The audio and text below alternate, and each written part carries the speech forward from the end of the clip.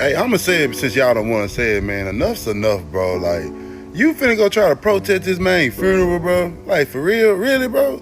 Man, anybody that go to Charlie Kirk Funeral to protest, you seriously need to be evaluated for mental illness. You do. That's crazy. What are you protesting? You don't want people to go and show sympathy for this man and what happened to him? Because y'all be stuck on this empathy word, bro. Do you know what empathy means? So today, as I'm sure you know, is the Charlie Kirk Memorial and Funeral Service in Phoenix, Arizona. And it's no secret that as most of us grieve the loss of a great man and a great American, there is a small yet loud group of forces in our society who truly represent the most deranged, depraved, and evil, yes, I will use that word, evil among us, who have essentially put together a coordinated campaign to spit on his grave, whether that's to celebrate his death, or disrupt vigils, or vandalize memorials, or as you'll see today, show up and actually protest the funeral. This is what we are dealing with. And as I've been saying, it truly does take a different level of evil and depravity to do something like this. Like, who protests a funeral, right? It's one thing in their life that you didn't really like this person, maybe you didn't get along. Okay, no one said you have to grieve. No one said you have to show up to the funeral.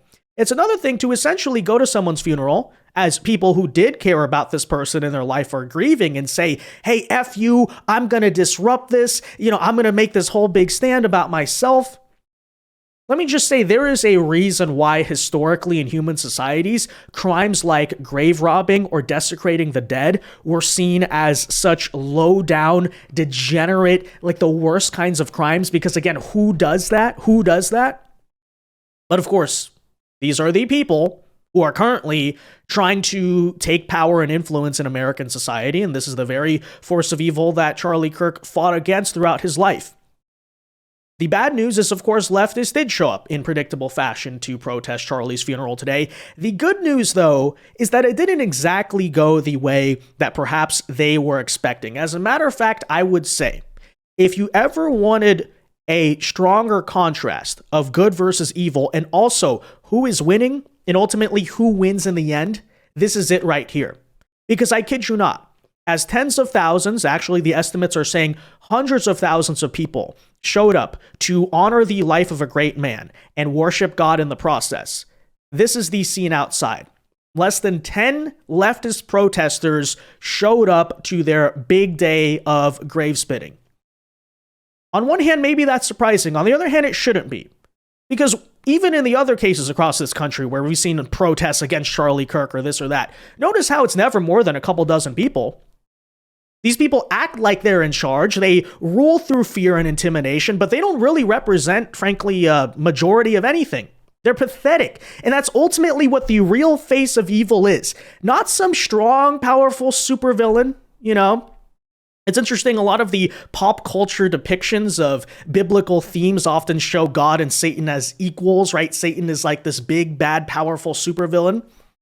When you really get into the Bible and theology, it's kind of the opposite, right? Satan is a pathetic creature. There's a reason why the face of evil has to constantly rule through just fear and deception and things like that, all these like cunning, underhanded ways, because ultimately they are weak, they are pathetic, and they will lose. That is the conclusion of this. They will lose. So I'll tell you about this story here today. Again, the contrast here of the memorial and the protesting. And let's just start with this right here. So you can see this headline is from NBC News as of 1:03 p.m. Eastern Time. As a matter of fact, the Phoenix police set up a massive area of designated protests because they understood, hey, this might be a problem, it might get violent even. But as you can see, designated protest area remains empty as of early this afternoon. So far, completely empty. Glendale police spokesperson Jose Santiago said ahead of the event that there will be a free speech zone set aside for protesters. Well, some protesters did show up, but ultimately, ladies and gentlemen, the number was, as you can clearly see, less than 10. That is right. Less than 10 people actually showed up. Now, some people want to speculate, hey, these are probably paid protesters. I have to say, if that is true, then that is also a pathetic sign of the Soros network or whoever would be funding this stuff. Honestly, I don't think that's the case, but if they are, this is all you could come up with. What's going on? Where did the money go, right? 10 people? But anyways, that's what you can see. This guy right here holds a sign saying racist, supporting racists, while he's wearing a Mexican shirt, I believe, right, from the Mexican flag. So, very typical stuff. We haven't heard that one before, by the way. Bill Malukin reports that a tiny amount of counter-protesters outside the memorial service are here in Arizona, less than 10 people, including one woman waving a Palestine flag, which is a great way to proclaim how much you're about human life is, hey, let's protest outside a funeral, right? Nobody is paying attention to them, apart from a few USA chants in their faces. Stadium is at capacity. Gates are now closed. And, as the hours went on throughout the day, it does appear that more people showed up, but it still appears to be about 10 or less than 10. So here's the new scene of okay, some more came, right? It looks to me, at least a few of them might actually be counter-protesting the counter-protesters. I can't tell by all the signs, but okay, 1, 2, 3, 4, 5, 6. Wow. Maybe 7. That's why I again say evil is pathetic. These people are losing and they will not win in the end. Meanwhile, here's the contrast from this morning, ladies and gentlemen. You can see the sun is still rising on the West Coast. The original estimates of 100K people showing up were actually bumped up to 300,000. 300,000 versus 6 or 7. That's the picture you're looking at right now. And again, this is this morning, right? I'm not there. I would presume that if you didn't show up God bless America. Early in the morning, then you probably would not get in at all whatsoever. And we just got the announcement as well. State Farm Stadium reached full capacity basically instantly for the Charlie Kirk Memorial. Keep in mind, this is not a basketball or hockey stadium we're dealing with. This is a football stadium, professional one, right? 70,000 people. Very rare. Hardly has happened in history, but not very common, where a political event fills up a football stadium like this. Easily reached full capacity, so much so that thousands of people had to move to the Overflow Arena, which I believe is a retired hockey or basketball stadium, something like that. Wow. Just wow. Says everything about him that this is closed, it's at full capacity, and now you got tens of thousands of people going across the street to watch him in a separate arena. Thank you guys for coming out. Thanks for your time and best of luck. So John, got a lot of security out here, police all over the place. We had to get in a car to get over here. It's not walking distance because there's so many barricades, so many structures, police all over the place. Again, this is a level 1 security event, basically Super Bowl style security. But the latest from here is that stadium, State Farm Stadium, which seats just over 60,000 people, completely full capacity. Nobody else being let in through the gates right now. So people are either going across the street to the overflow or they're going to try to go home and watch it, John. Yeah, and this is the scene inside, by the way. Stephen L. Miller responds, yeah, they probably should have just let him have his debates. Yeah, you guys seriously screwed up with this one. I keep hearing the same quote. Many speakers have said it in the memorial service, and it rings very true here, which is that when tyrants die, that's the end of their reign, but when martyrs die, their reign is just beginning, or that's the beginning of their reign, right? Look at the picture here. Look at the contrast. And to the sick individuals out here who are protesting the freaking funeral, I hope you're noticing this. I hope you notice how outnumbered you truly are and how much you are losing in this battle. And they understand that, by the way. They understand deep down they are pathetic creatures. And that's exactly why, for instance, you see a side that's losing repeatedly have to resort to acts of violence. They're just completely uncontrollable because these people are desperate, right? But I keep hearing the theme, for instance, of courage and how Charlie was obviously in his life a very brave man. I mean, he essentially died on the battlefield, right? That this is what happens, right? This is what happens when the good guys have the courage to actually identify themselves essentially to the bad guys here. And there's a lot more I could say, both about Charlie and both about this moment and, the contrast I hope everyone is noticing right now. But I thought one of the best speeches I heard, not just in this memorial, but one of the best political speeches I've ever heard in my life, was this very short but to the point and truly powerful eulogy and address from White House advisor Stephen Miller. So to close this video out, I just want to play that and, listen to him. That's all I got to say. Listen to him. Truly bright future in politics, by the way. But this is exactly how I feel and a lot of us feel. So see you guys later. God bless. And here's Stephen Miller. The day that Charlie died, the angels wept, but those tears have been turned into fire in our hearts. And that fire burns with a righteous fury that our enemies cannot comprehend or understand.